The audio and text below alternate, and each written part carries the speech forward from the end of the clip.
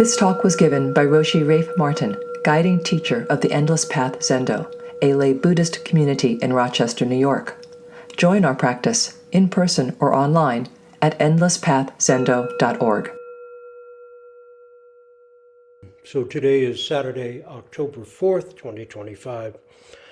This morning, as is traditional this time of year, we honor Bodhidharma, the great, really remarkable person, if he existed, who brought Indian Buddhism with all its complexities and philosophies and layers in a very stunning move, brought it to China, stripped down to the essence of each person's ability to awake to the reality of their own nature right here and now, just as they are, without becoming great scholars, but by pointing directly to mind, not dependent on particular texts, but by direct pointing to one's own nature, one could be helped to awake to it, just as you are.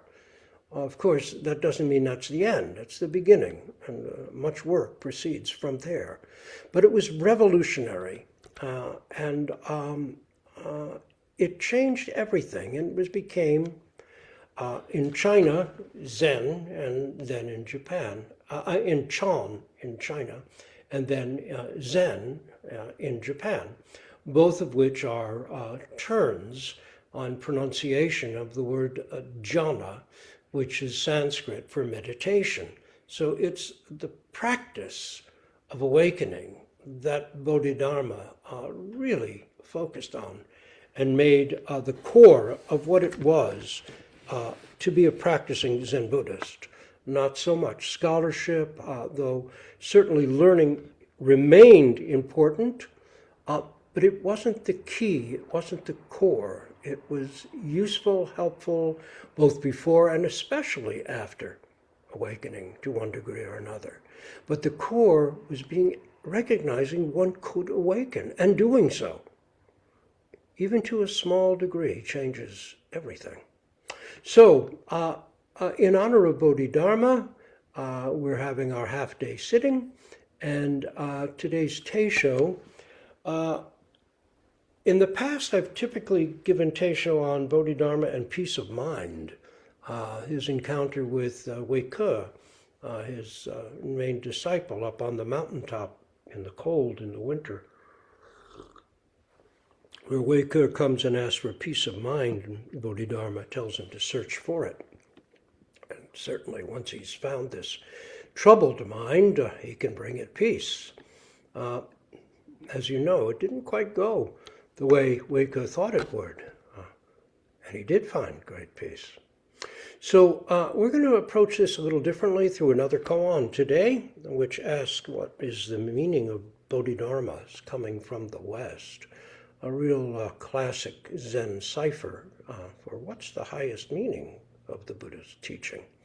So we'll look at, this will be chapter 6 of the new book, which should be out somewhat soon. The new book is titled Finding Your Buddhist Smile, Awakening to what Zen is really all about. So this is chapter 6. The highest teaching is the oak tree in my front garden. Wisdom, which helps us make reasonably good life choices. Oh, hold on, let me plug in the microphone. That might make it a little clearer. So, okay, good. Wisdom, which helps us make reasonably good life choices, enabling us to live reasonably good lives, really can't be secret or esoteric. It's got to reside in what's common and ordinary. Otherwise, what hope would any of us have of living well? It would be beyond us, special, hidden away, reserved for the few. No, the last word can't be far off.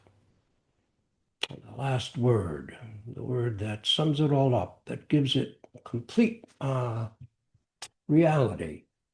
And indeed, Zen teachers in ancient China used folk songs, stories, and colloquial language, taking up whatever was handy to open the way and reveal our common inheritance, our true birthright of enlightenment. Still, if it is so ordinary and common, why then must we work so hard to awaken to it? If it's common knowledge, why do we need so many reminders, so many repetitions to finally get it? How many times must Dorothy say there's no place like home before it sinks in? Jiaochu, Joshu in Japanese, is dated 778 to 897, one of the most mature, Common Era, one of the most mature of all Zen teachers, once was asked about the highest teaching of the Bodhidharma, the essence of the path the Buddha taught. That dialogue is Gateless Barrier, Case 37, Jiaochu's oak tree in the front garden, or front yard or courtyard, depending on the translation you find. This little koan opens a personal opportunity to experience highest wisdom for ourselves. Here's the case. A monk asked Jiaochu, what is the meaning of Bodhidharma's coming from the West? Jiaochu said, the oak tree in the front garden. Wumen's commentary, if you can see intimately into the essence of Jiaochu's response, there is no Shakyamuni in the past and no Maitreya in the future. Wumen's verse, words do not convey the fact. Phrases do not embody the spirit of the mind. Attached to words, your life is lost. Blocked by phrases, you are bewildered. The question, why did Bodhidharma come from the West, is a Zen cipher for what is the highest teaching of the Bodhidharma? Or, what's the point of Zen? It questions why Bodhidharma, an Indian ex-prince, despite being already elderly, chose to make what was then a notoriously dangerous ocean crossing from southern India to China. In short, what was so important that Bodhidharma was willing to risk his life to share it? If the monk is not simply tossing off a Zen cliche, the monk is not simply tossing off a Zen cliche. He's asking, what is worth risking one's very life to realize, to understand?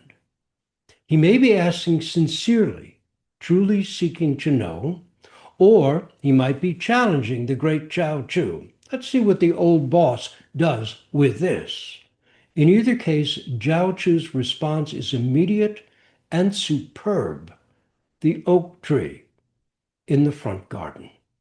Before going further, let me share a personal anecdote I've mentioned before. Some years ago, I was having lunch with Aitken Roshi in an Italian restaurant in Honolulu when I asked him something similar to what the monk asked Jiaochu. I wasn't trying to be clever or to initiate some kind of Zen encounter dialogue or to attempt some kind of Zen challenge. It was a sincere question. I'd been practicing Zen for a long time by then, already over 20 years, and had traveled quite a distance from upstate New York to Hawaii to have a chance to practice with Aitken Roshi. I'd lived through the struggles, turmoils, failures, and issues that had marked Zen Buddhism's initial settling into the West. What I asked was rather simple.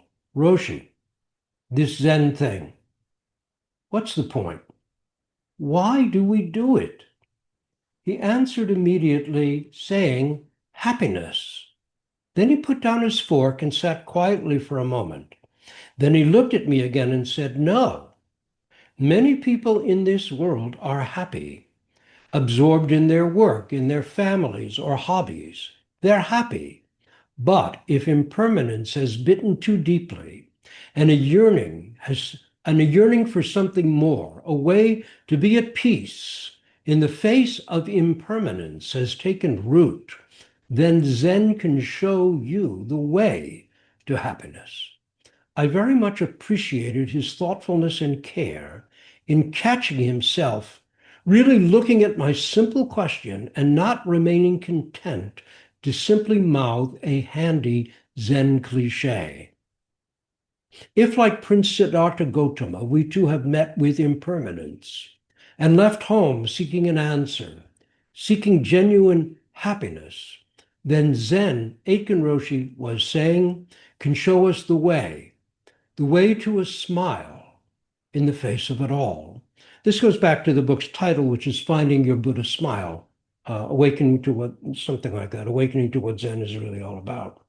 A way to find that smile in the face of it all.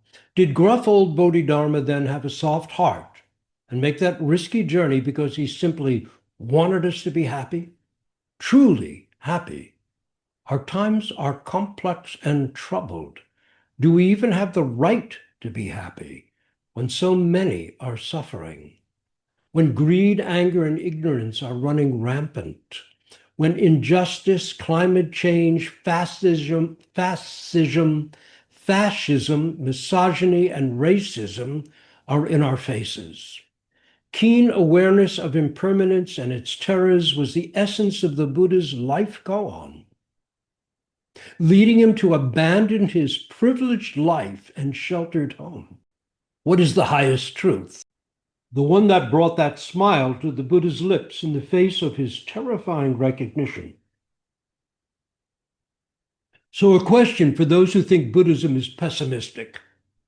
What do you make of the Buddha's smile? Can we too find this same liberating truth, this happiness? Do we dare? Happiness in the face of personal, cultural, national, and global difficulties can seem so radical as to be beyond belief, even a cop-out. And yet, what's wrong with joy? If the monk in this koan is sincere, he seems to have been as bothered by the facts of life as the Buddha had been some 1,500 years or so earlier, as we ourselves might be now some 1,200 years or so after the monk and Jiao.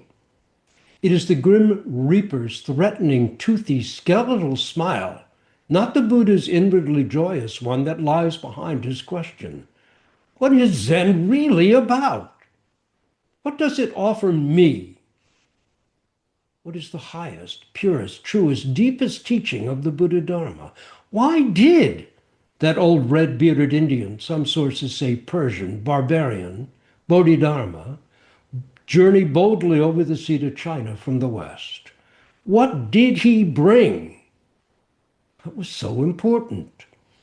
In the Book of Serenity, Shoyoroku, Japanese, a monk asked Kungwan, which would be Seigan in Japanese, what is the essence of Buddhism?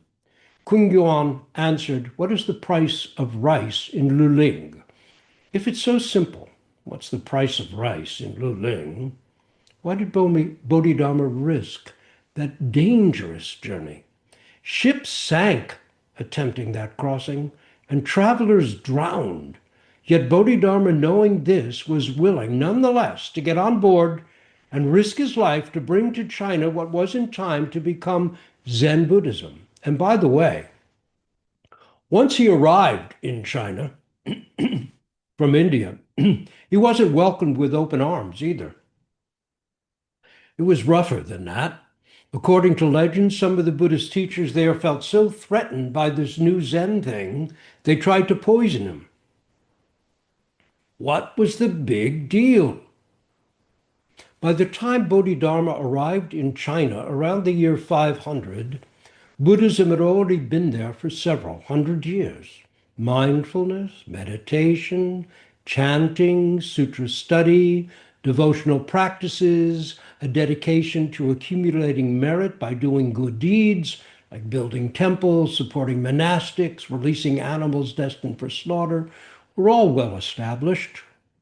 Why did Bodhidharma and his teaching cause such a ruckus? What is the highest, deepest truth of the Buddha Dharma? What was it that made what Bodhidharma and his heirs taught so radical, both in its ordinary and its primal sense of radical, meaning going to the root? That's the root of the word radical, is root. Radical. even dangerous to the social order, so radical that Wei Ke, his first heir, was murdered by the governor of the province for teaching it. Wei Ke was eventually murdered for teaching Bodhidharma Zen by the governor. And if it is so radical, how could it bring happiness to ordinary folks like you and me? Wouldn't we too have to be radical, unrestrained, even outrageous to get it? Why, as ordinary as we are, can and do we practice this revolutionary path of the highest teaching? For koan students, doksan, which literally means going alone, to face the teacher and the koan, and ultimately oneself, can be challenging, even stressful. Don't we already have enough stress in our lives? Might it make sense to find an easier, less demanding path? Then again, less challenging paths might also be less rewarding. As conventional wisdom has it, nothing worthwhile is attained without perseverance, courage, effort. Zen stories offer a clear and inspiring, even daunting record of the efforts of those who came before us and worked hard to free themselves of what William Blake, in the poem London from Songs of Experience, called their mind-forged manacles. Mind-forged manacles. One of the most central of such founding stories is that of Bodhidharma's main heir, Wei Ke, a monk, who after years of meditation and study became desperate to personally realize highest truth. Hearing of Bodhidharma, this teacher newly arrived from India, the land of the Buddha, he braved a mountain in winter to beg for his help and was rebuffed, told that he wasn't sincere or committed or strong enough, that the great way was too hard for the likes of him. Legend has it that he cut off his arm to prove his resolve. While in reality, his arm was probably lost in an encounter with bandits, the legend serves its purpose, signaling that this highest teaching is worth something. What is the highest teaching of the Buddha-Dharma? This vital something that motivated Bodhidharma to risk his life and Wei Ke to cut off his arm. And how, some 500 years after Bodhidharma, did it become something as simple and confounding as the oak tree in the front garden?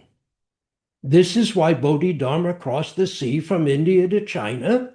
This is what Wei Ke cut off his arm to get. Is Zhao Chu saying that compassion is the highest teaching? That Bodhidharma was so compassionate he came for the sake of even this tree? That the highest meaning of the Buddha Dharma, the teaching of the Buddha, is compassion for all things, including even trees and plants?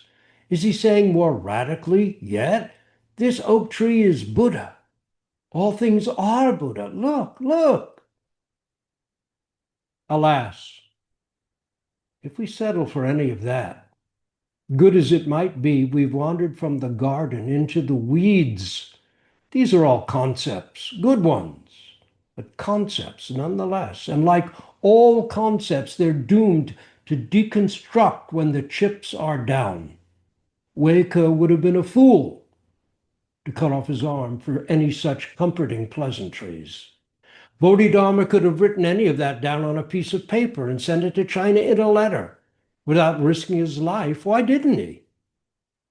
Why did he risk his life? Why did he choose to attempt that dangerous ocean crossing? And what does any of it have to do with an oak tree in the front garden or with our own happiness right now? The question of the meaning of Bodhidharma's coming from the West would have been an intimate one by Zhao Chu's time. The awakening made possible by Zen practice during the Tang era, the so-called golden age of Zen, owed its life to the pioneering efforts of Bodhidharma and Wei Ke. While the Buddha initially opened the path, Bodhidharma brought it to life, trimming away the philosophical leaves and branches of Indian Buddhism, He offered Chinese Buddhists the core, the root, the practice of awakening itself, which is what eventually became known as Chan in China and later in Japan as Zen. Both, as you know, names derived from the Sanskrit jhana, meaning meditation. Zen tradition frames Bodhidharma's essential teaching like this: without dependence on special texts, words, or letters, pointing directly to mind itself, becoming Buddha just as you are. Additionally, for Chinese Buddhists, while the West meant India, the home of the Buddha, and so the Buddhist Holy Land, it also implied the Western paradise of Amitabha Buddha, Buddha of boundless light. So the question also asks, why did Bodhidharma, emanation of Avalokiteshvara, Bodhisattva of great compassion, descend from the Western paradise and come down to China with its wars, intrigues, and political tangles? What was so important that he was moved to leave heaven and descend to our mundane world? The first case of the Blue Cliff record sets it up. Emperor Wu, having asked the newly arrived Bodhidharma for the highest teaching, was told it was vast emptiness, nothing to be called holy. Confused by that, he asked, "Who are you? In short, aren't you a holy man?" Bodhidharma's answer, "I don't know," drew another blank from the dumbfounded sovereign. Seeing how things stood, Bodhidharma left the emperor slack-jawed, crossed the Yangtze River, went up into a cave in the mountain above Shaolin Monastery, and settled down to 9 years of wall-gazing zazen. The koan's conclusion says, later, the emperor brought this up to the Prince Chi, who asked, "Does your majesty know who this man is?" The emperor said, "I don't know." Prince Chi said, "He is the Bodhisattva of Avalokiteshvara, transmitting the Buddha mind seal." What is the highest teaching? What is fundamental, not just to our practice, but to our lives? Don't we yearn to realize what is most meaningful in our all too brief time here? The Emperor Wu did, but Bodhidharma's response left him baffled. Half a century or so after this initial encounter, Zhao Chu was asked the same question. What is the highest teaching of the Bodhidharma, couched as, why did Bodhidharma come from the West? And his answer, the oak tree in the front garden, also leaves many baffled. How does speaking of a tree answer the question of the meaning of our life, yours and mine? How does it reveal the deepest possible reason for Bodhidharma's journey over the sea? As mentioned earlier, both in the book and in Teisho's we've presented in the Zendo, Zhao Chu had his first realization at the age of 19, and at 56, profoundly complete Satori. After that, he traveled for another 25 years, checking his understanding against the teachers of his time, and not until the age of 80 did he finally settle down and begin to teach, which he continued doing until his death at the age of 120. Zhao Chu did not rely on the stick or the shout. His revelatory words were so quiet and subtle, coming in under the radar, you'd hardly know he'd already presented it fully and moved on. And that it is with capitals, presented it fully and moved on. Other great teachers were awed. The word on Zhao Chu was that his lips flash light. Zen Master Dogen, who is very sparing in his praise of the old teachers, called Zhao Chu the ancient Buddha. The ancient Buddha. This is beyond Zen, beyond Buddhism. High praise indeed. Wumen's commentary on the case of the oak tree says, If you can see intimately into the essence of Jiaochu's response, there is no Shakyamuni in the past and no Maitreya in the future. What is intimately? How intimate is it? Thoughts about Buddhism and its meaning, including thoughts about Jiaochu's response, are not intimate. Like all philosophy, all concepts that remain outside the gate, unable to resolve our fundamental dilemma, how to live compassionately, peacefully, happily, which does not mean always smiling, always happy, whatever is going on in the face of the challenges, joys, and sorrows, laughter and tears of an impermanent life. Why will there be no Shakyamuni in the past and no Maitreya in the future? Shakyamuni, the actual historical Buddha, lived 2,500 or so years ago. Maitreya is the next fully realized Buddha who Buddhist tradition asserts is destined to be born here on earth in the distant future. Won't it be lonely, not to mention risky, to continue on without such wise and compassionate guides? Where'd they go anyway? And why? What happened to both the past and the future? Truly, what is intimately? Wumen sets it straight with his verse to the case. Words do not convey the fact. Language is not an expedient. Attached to words, your life is lost.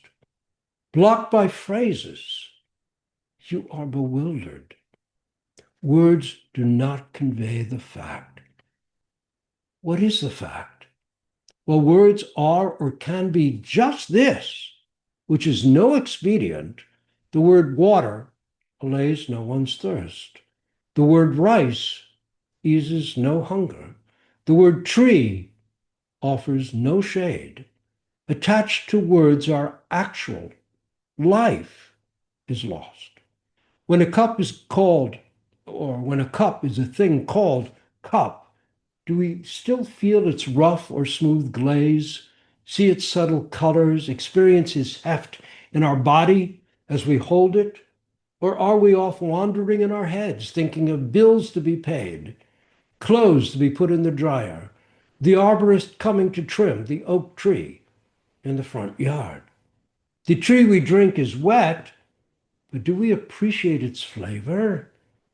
Where does that flavor come from? Is it in the tea leaves or in us? If so, where is this in? Identifying with thoughts, eating from the tree of the knowledge of good and evil. I am trapped in here, and you and everyone and everything else stuck out there. Splitting the world, the garden withers, but Jiaochu's oak is rooted in the original garden. Awakening to it, we re-enter the placeless place we've never truly left.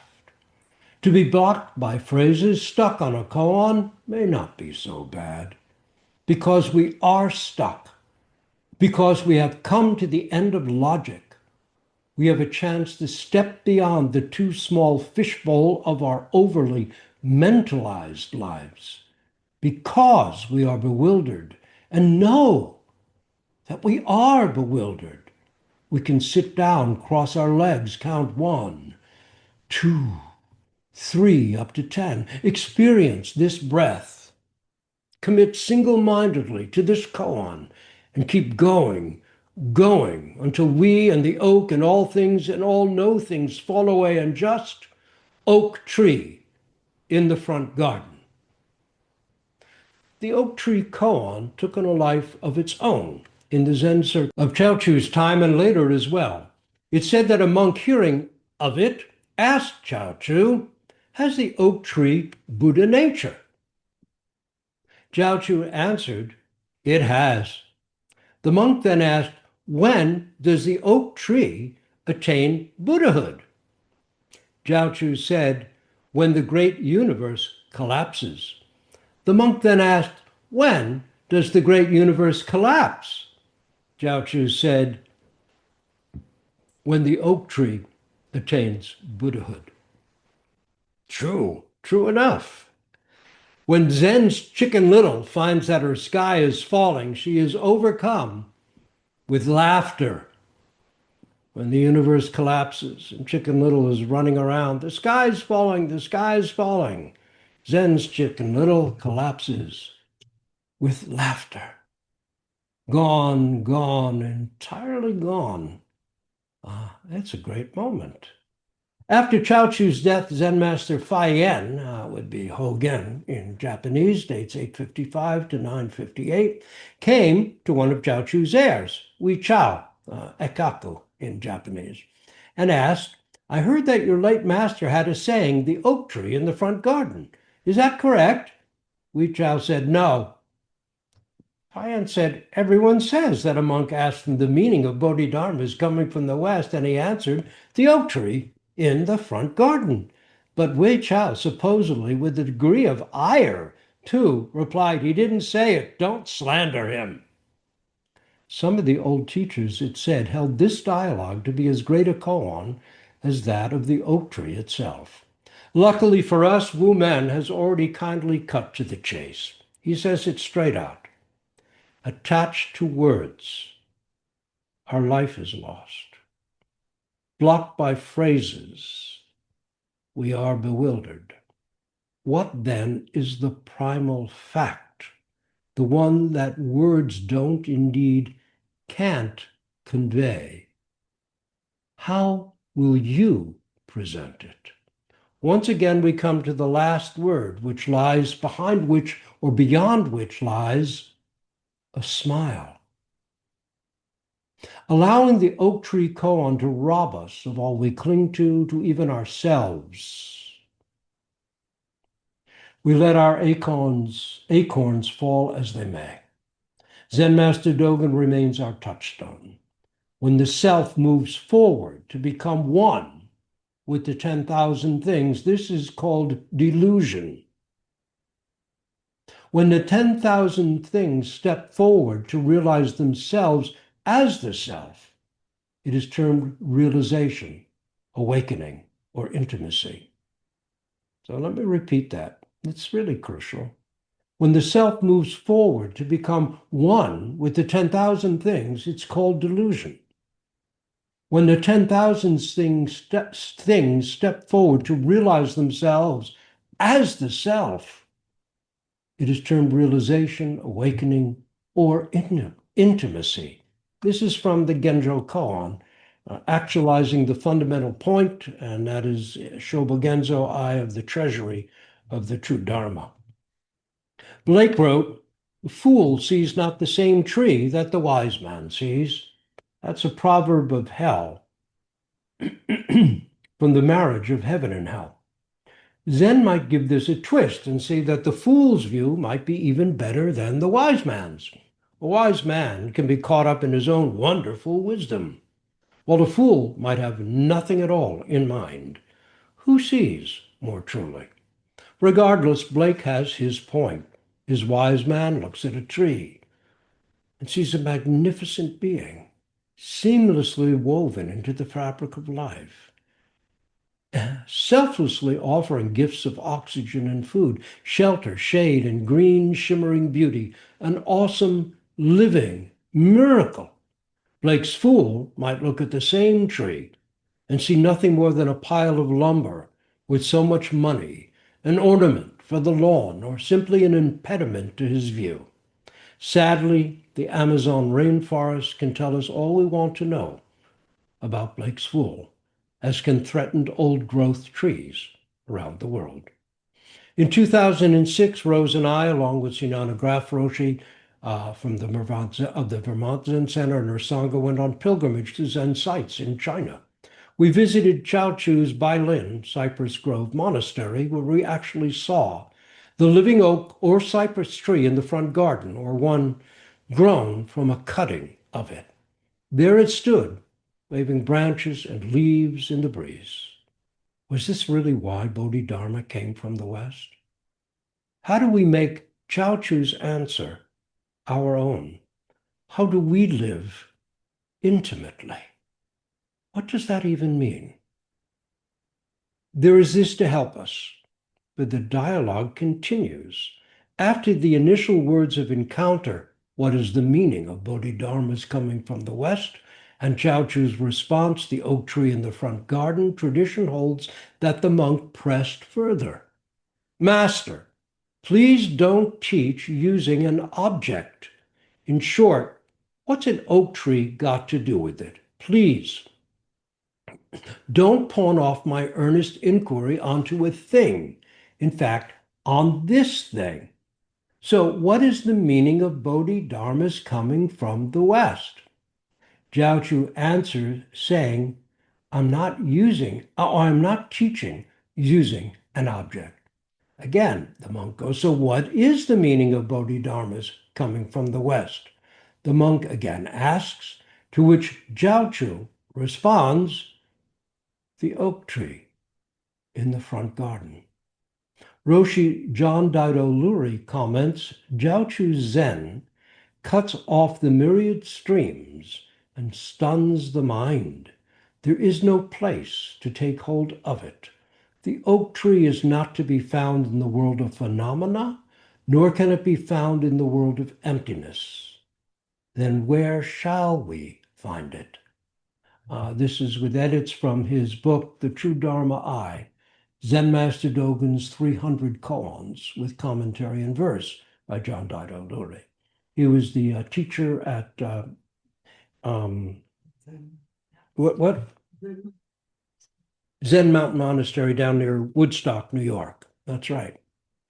Each day, just before the first period of formal Zazen, Zen students hold up their roxas, Zen's miniaturized Buddha robe, and recite the following verse before unfolding and putting it on.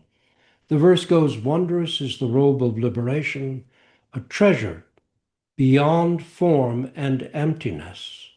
Wearing it, I will unfold Buddha's teaching for the benefit of all sentient beings. Like the oak tree, it too is beyond form and emptiness. So where is that? Despite our difficulties, indeed, perhaps because of them, Chu's oak stands ready right now to help us find Zen's deeply rooted path to happiness. I remain ever deeply grateful to Aitken Roshi, who is a quietly insightful Chu of our time, kindly took a moment to point out the old road to happiness to me those many years ago. So we will stop here so we can all face Bodhidharma and the Buddha on the altar to recite our great vows for all.